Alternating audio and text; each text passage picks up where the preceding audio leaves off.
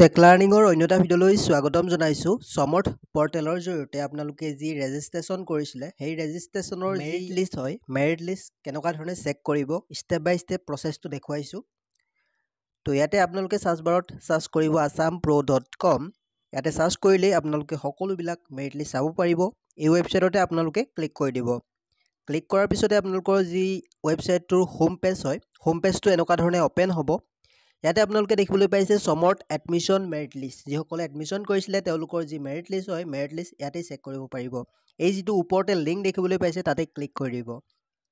তাত ক্লিক কৰাৰ পিছতে আপোনালোকে ইয়াতে PDF সহকাৰে আপোনালোকৰ যিখন মেৰিট লিষ্ট হয়, আপোনালোকৰ নাম আহিছেনে নাই, সেই কলেজখনত আবেদন কৰিছিলে, তো সেই কলেজত আপোনালোকৰ নাম আহিছেনে নাই সম্পূৰ্ণ দেখিবলৈ পাব ইয়াতে।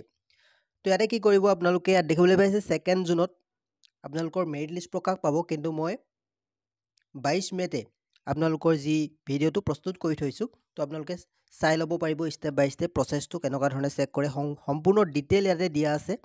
আপোনালোকৰ ফাৰ্ষ্ট মেৰিট লিষ্ট ওলাব 2 জুন 2025ত, ছেকেণ্ড মেৰিট লিষ্ট ওলাব আপোনালোকৰ 7 জুন তাৰিখে, আৰু থাৰ্ড মেৰিট লিষ্টটো প্ৰকাশ পোৱাৰ পূৰ্ণ সম্ভাৱনা আছে।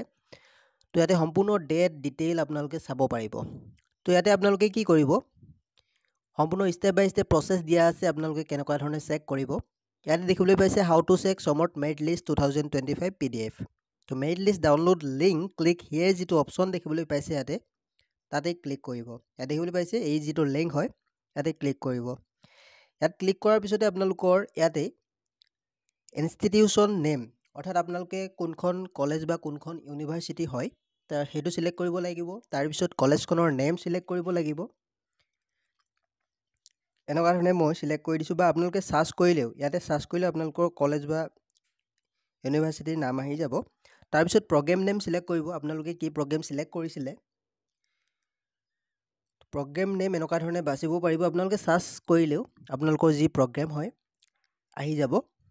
এনেকুৱা ধৰণে মই প্ৰগ্ৰেম চিলেক্ট কৰিছোঁ। তাৰপিছত আপোনালোকৰ ইয়াতে লিংক বুলি দেখিবলৈ পাব কাষতে, সেই সকলোবিলাক চিলেক্ট কৰাৰ পিছত আৰু লগতে ইয়াতে PDF এটা আহিব। তো সেই PDFত ক্লিক কৰাৰ লগে লগে আপোনালোকৰ সম্পূৰ্ণ লিষ্টখন চাব পাৰিব।